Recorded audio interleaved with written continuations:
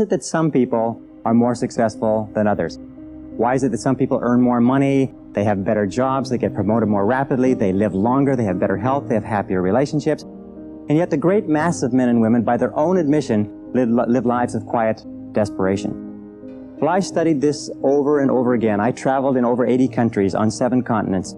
I have learned and spoken 3, 4 different languages. I have spent over 30,000 hours studying, and I've come to a very simple conclusion: that successful people are those who do things differently from unsuccessful people. I've also come to another conclusion, is that you or anybody can be far more successful at life or at anything that you want if you will simply learn how and practice it over and over again until it becomes a habit.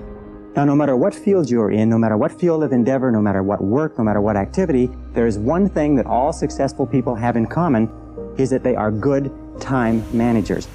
And the reason they are good time managers is because they recognize that time management is life management. It is personal management. I have never seen an example in the hundreds, thousands of biographies and autobiographies I've studied of successful men and women where the individual has not been well organized and efficient and valued and used their times well. Successful people, winners, use their time well. Losers do not. The key to time management is self-discipline. Probably the best way to put it is this, is time management is self-discipline in action, and self-discipline is the key to success. The most important of all, the core of time management, the axle around which the wheel of life turns, is goals.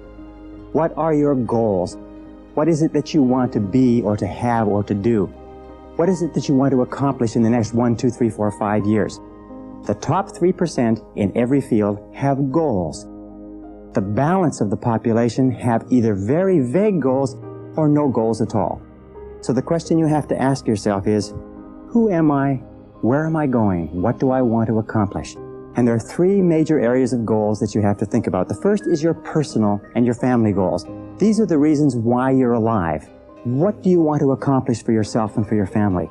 Write them down. Define them clearly. The second set of goals that you have to ask is your business, your career, your financial, your material goals. What is it that you want to accomplish in the external world? Where do you want to make your contribution? The third type of goals you have to ask about are your self-development goals. And in my estimation, your ability and your willingness and your tenaciousness in developing yourself is the key to accomplishing everything else.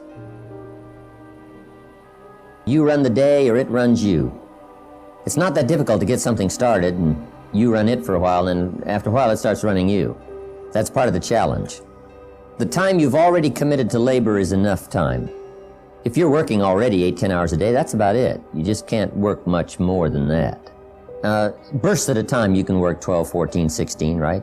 You know, I'm sure we've all learned to do that, put in the extra time. But after a while, you pretty well have to put your life in balance, or your health is in jeopardy, and your heart's in jeopardy, your blood pressure is in jeopardy, a lot of things, if you don't stay in balance.